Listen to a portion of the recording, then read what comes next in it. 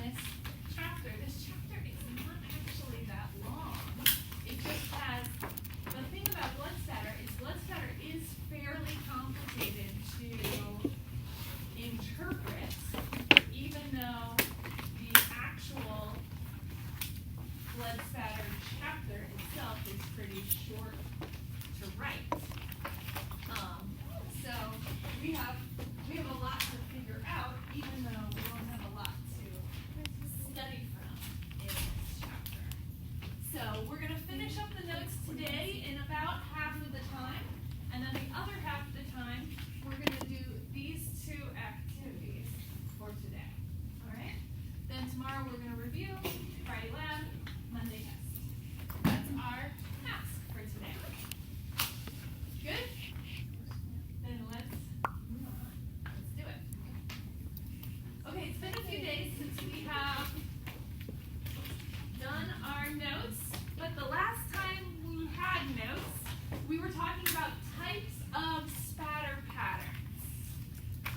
Types of blood spatter patterns. And in the whichever class we were in, one class we got through arterial spray, and the other class I'm not sure we got through arterial spray. Did everybody get through arterial spray? Everybody has arterial spray? Light in color, spurty, comes out in several spurts. Bright red, light colored against the wall. Okay, so everybody's got arterial spray pattern. Okay, the next one is expirated blood patterns. Expirated. Expirated like expire, like breathing out. I inspire and I expire. Expirated blood pattern. This is a pattern of blood that is released from the mouth or the nose.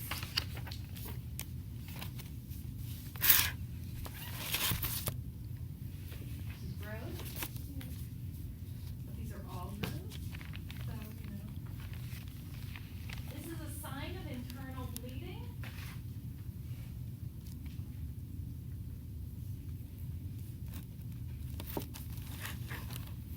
It tends to be very light in color because the blood tends to be mixed with saliva or mucus.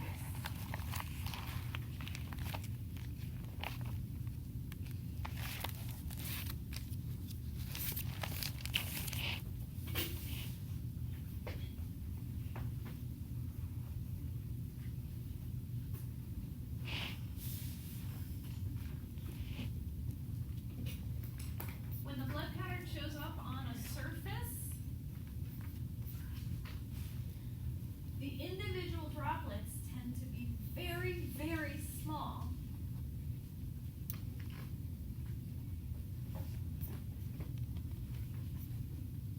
Because it comes from a cough.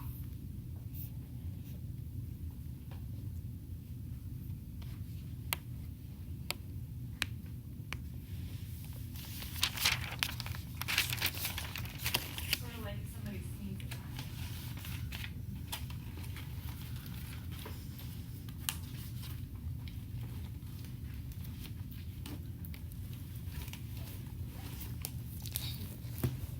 These can be identified because the pattern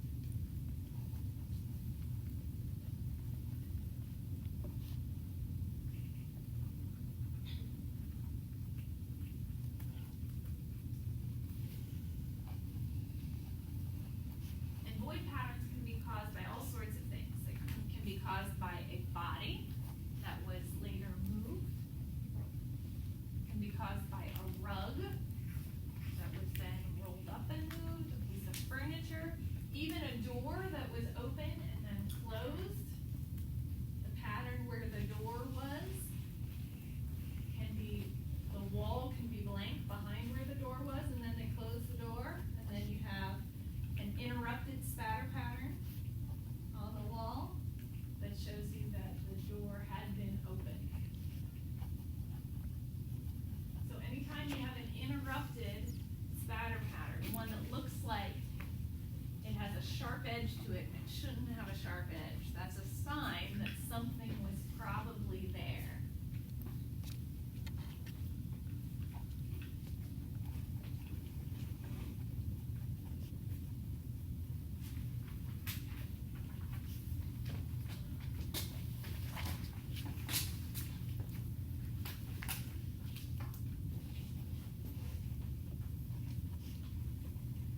Now we move to non-spatter patterns. There are 4 kinds of non-spatter patterns.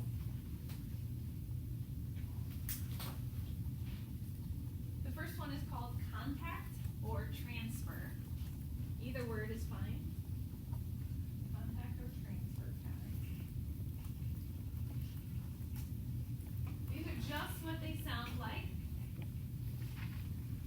Anytime an object that has blood on it comes in contact with an object that does not have blood on it.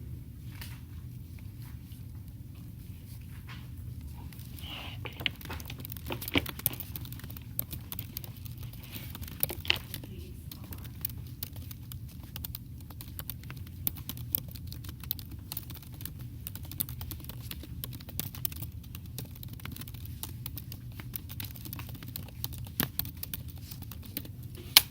So these are like bloody fingerprints, footprints, fabric prints, slate prints.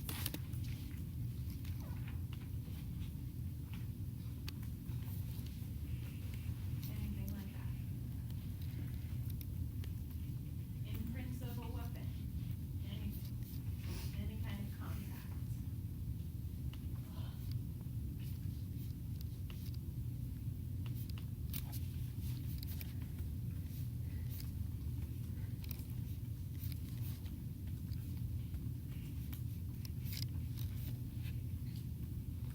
Next one's a flow.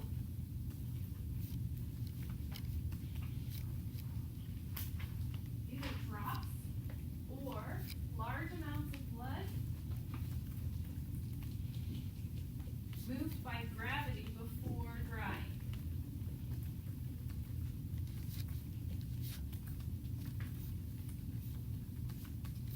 These can come off of spatter patterns. So if it spatters on a wall and then flows, you can have both. So if you have a large amount of blood on the wall, it can then flow. This can also come from a body. If you have a stab wound or a bullet hole in a body, blood can flow.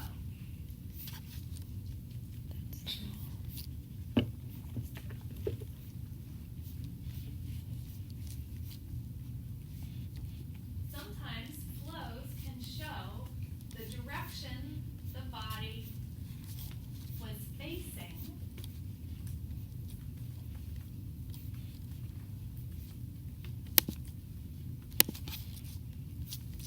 at the time of the attack.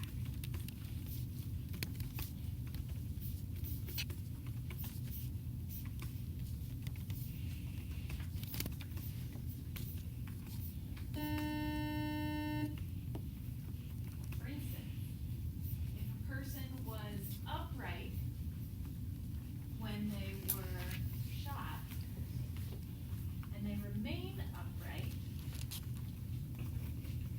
blood would flow downward due to gravity. And so if they were bleeding, they would have blood flowing down their body.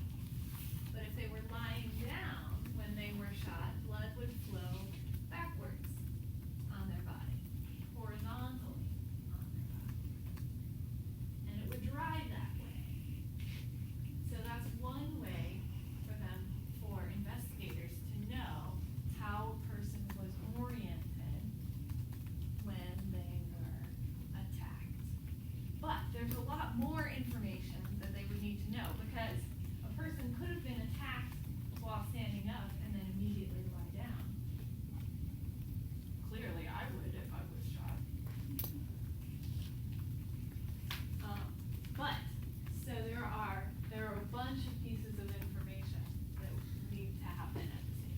Me, Sashi. Of course.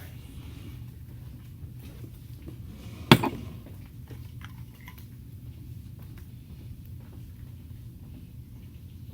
might run away if I could and then lie down. Possibly. Depends on if I could run away.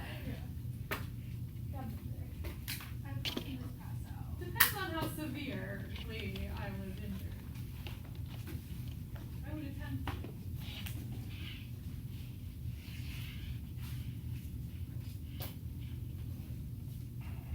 But in any case, the investigator can definitely use all of this information about how blood is flowing to figure out the timeline and the location of the assault. The third non-spatter pattern is called a pool. And a pool, again, luckily these are all named for what they sound like, right? A pool is just a collection of blood on a level surface. These are not trying to fool you.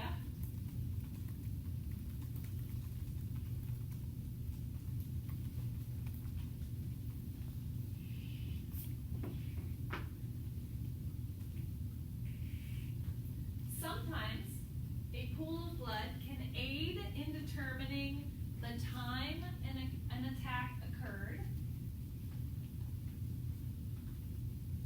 because under certain environmental conditions, blood dries at a regular rate.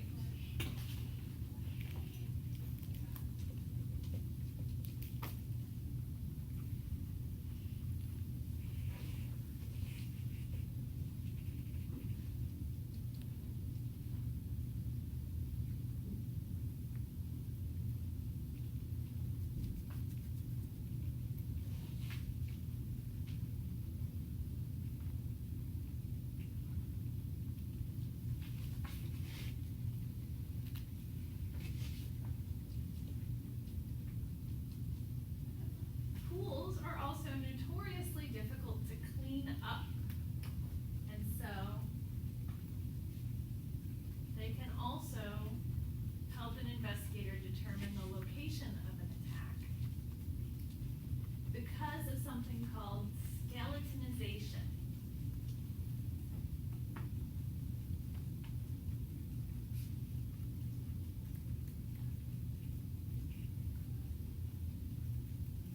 Skeletonization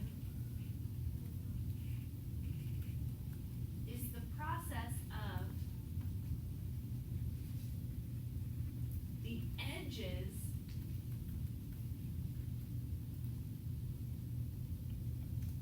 of a pool of blood drying to the surface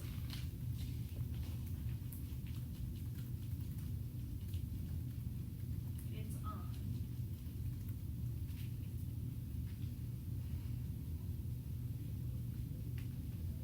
And that happens within a minute of a pool being deposited.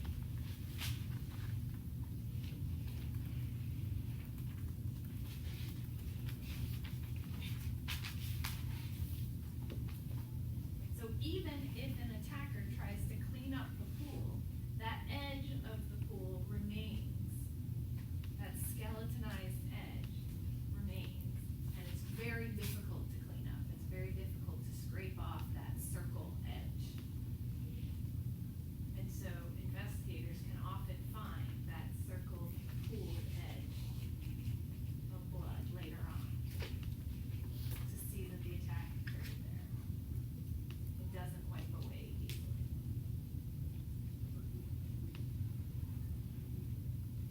Now it does, it is possible to clean it up, but an attacker isn't in a hurry.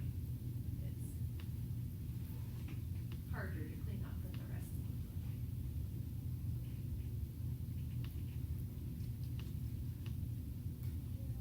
The final non-spatter pattern is called a drift trail.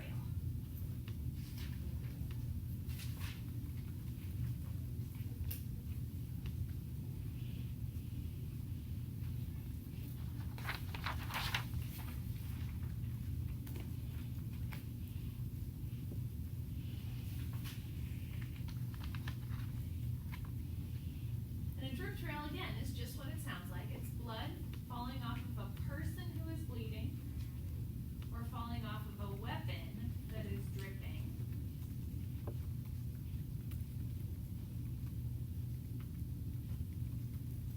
It's only ever found on the floor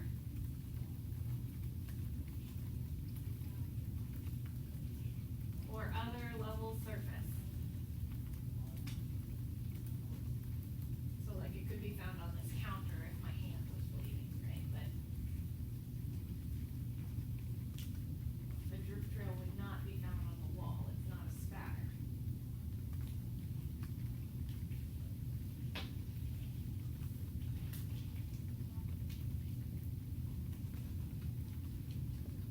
The drip trail shows the motion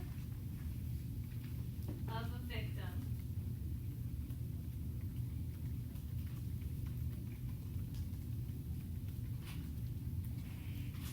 or leads to a weapon.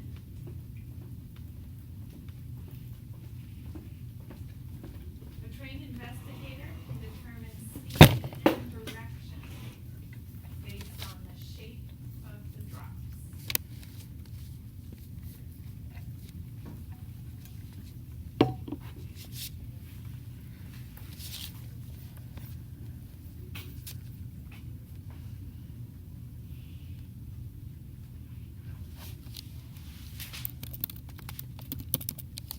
That's it for non-spatter.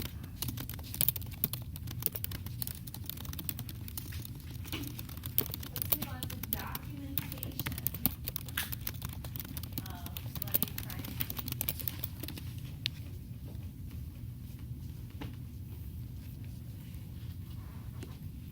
Most of this will be review because we have already talked about how to document crime scenes. When documenting a crime scene that has blood evidence, you need to use good photographic technique, which includes close-up photographs of each pattern and each individual drop with dimensions.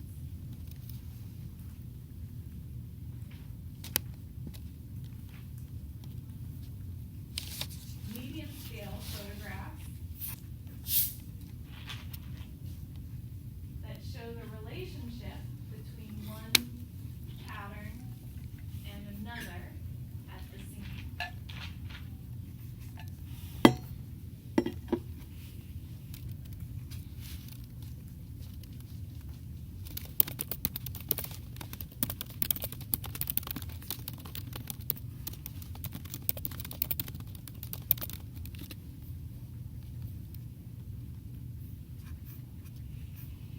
And far range photographs to show the orientation of the scene.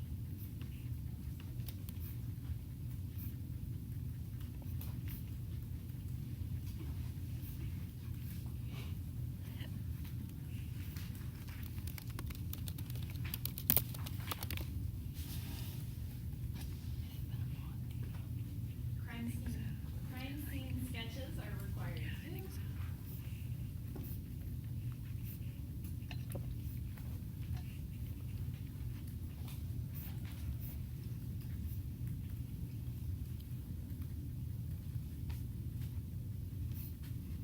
Now, in the photographs, there are actually two methods for determining the dimensions. We've used one of those methods for determining dimensions when we did our lab. We used something called the perimeter ruler method with our bloodstain patterns. So we had a ruler around the edge of our blood stain. That's a perimeter ruler. That makes sense, right? Perimeter of our blood stain. And then we used smaller rulers to determine the size of specific blood droplets that we tried to measure within the blood stain. So that's the perimeter ruler method.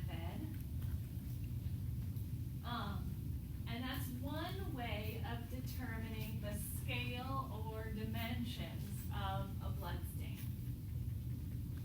One downside to this method, which has been corrected in recent years because most photography is digital now, so you can fix this, is that this method, within this method, it's very difficult to pinpoint a specific droplet of blood. So, for instance, in this picture right here, the blood droplet that's labeled A1 here, I can't tell which droplet we're talking about. It could be this one, it could be this one, it could be the one below, right? We could be talking about several droplets of blood in this pattern, right? So that's a downside to the perimeter method, right? Nowadays, with digital photography as an option, you can always go in and you can just place an arrow over the photograph and point to a specific droplet and say, that's the one that I'm trying to measure right here, right? So, nowadays, digital photography allows us to not have that problem with the perimeter method. So, the perimeter method is making a comeback now. But, the other method of creating dimensions or scale in documenting blood stains is called the grid method. And that method was to take a photograph of the blood stain without any scale, and then to take a photograph of the blood stain with a grid that had a specific size to each box. Maybe it was a 1 centimeter size. And that grid had a label for each specific box. So you might have, in your grid, you might have the box labeled A, B, C, right? Or a row of boxes labeled A, a row of boxes labeled B, and then a column of boxes labeled 1, 2, 3, right? So this box might be A1, this box might be A2, and then the box below it might be B1, right? And so you have, every single box has a specific label.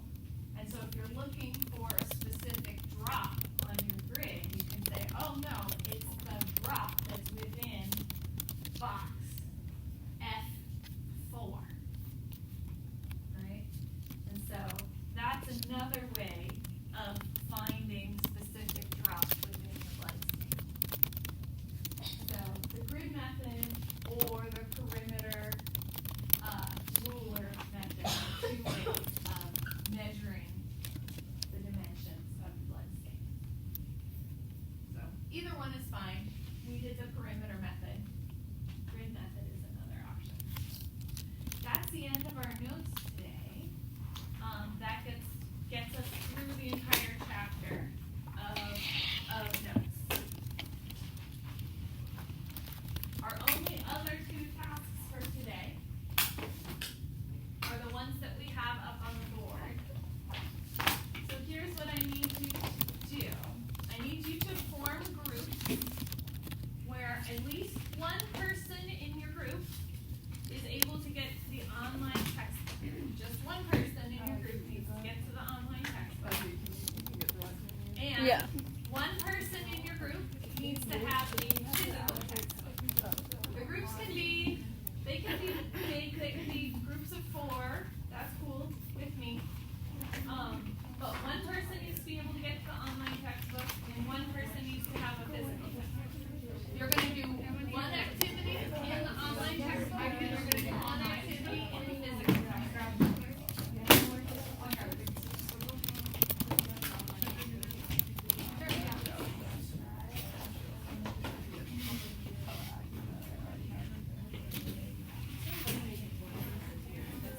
Okay, so I need to figure out what that is. It's like Pearson.